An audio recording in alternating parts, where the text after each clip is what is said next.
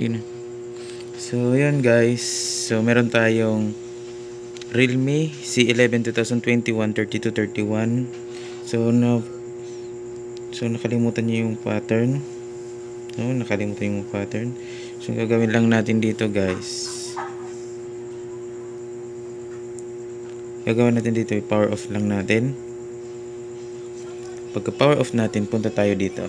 Dito sa file kong C11 2021.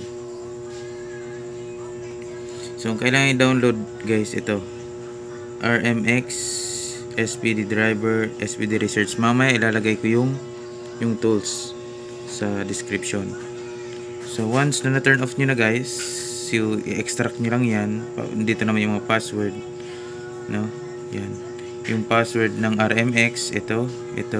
Password ng research tool, ito. No? Nandiyan naman yan. Ang i-open lang natin guys, itong SPD driver. So, install nyo lang. Install nyo to. After nyo ma-install, punta na kayo dito sa SPD research tool. Hanapin nyo lang yung sa baba, yung research tool. Yan. Once na na-open nyo na yan, punta kayo dito sa load packet, ito. Once na nandiyan na kayo, hanapin nyo lang yung desktop kung saan kung saan itong RMX 3231. Yan, i-load nyo yan guys. Yan yung kailangan dyan. Tapos kapag na-load na, kailangan nyo yung USB cable. Tapos press nyo lang to, dalawang volume down and volume up. So yan, makikita nyo yung progress doon. Ilapit-lapit mo yung so yan, insert ko lang. Yan, may lalabas naman dyan.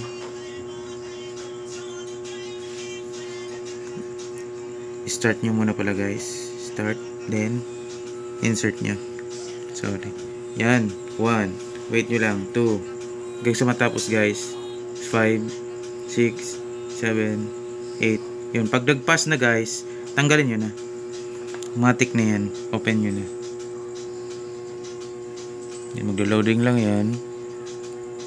Sorry guys, medyo madilim. So, di ako makagalaw na aksidente kasi ako guys. Gabi. So, yan, sinishare ko to guys para, yan, matulungan kayo. So, ito po ay free. Credits kay gsmshamarji.com. Wait nyo lang guys, mag-loading. Off lang natin to para dito yung focus. Yan, kita nyo guys. Sorry, gas ko yan.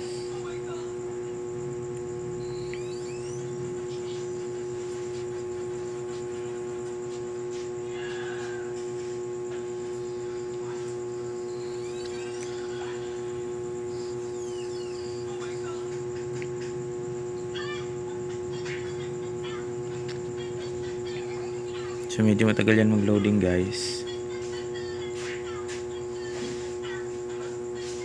So, matagal akong naghanap sa YouTube kung merong mga tutorials. Meron naman kaso ginagamit ng unlock tools. So, ito ang dali-dali lang guys. Napaka-basic.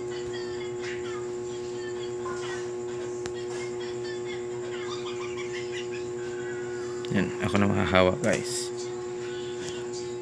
Yan.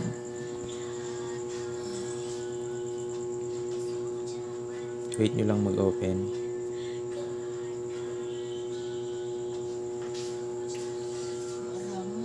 Ako nga niyo, nagtutubigin yung kamot ko.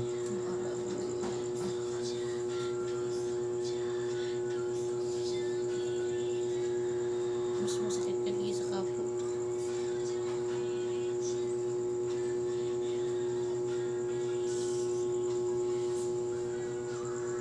Close na natin itong ilaw.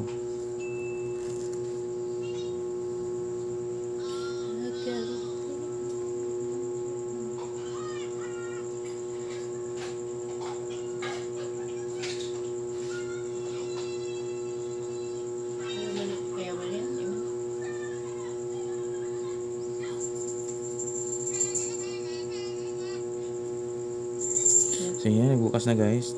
Kung mapapansin nyo guys, yung ditong lock, wala na. So, gagawin lang, next lang or start. Then skip mo lang. Skip mo rin din. Yan, skip. Setup offline. So ito yung lumabas ng setup offline. Continue.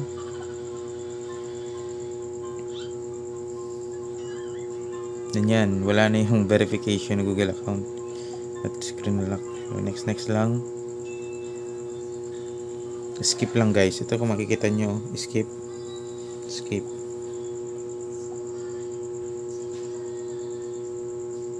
Next.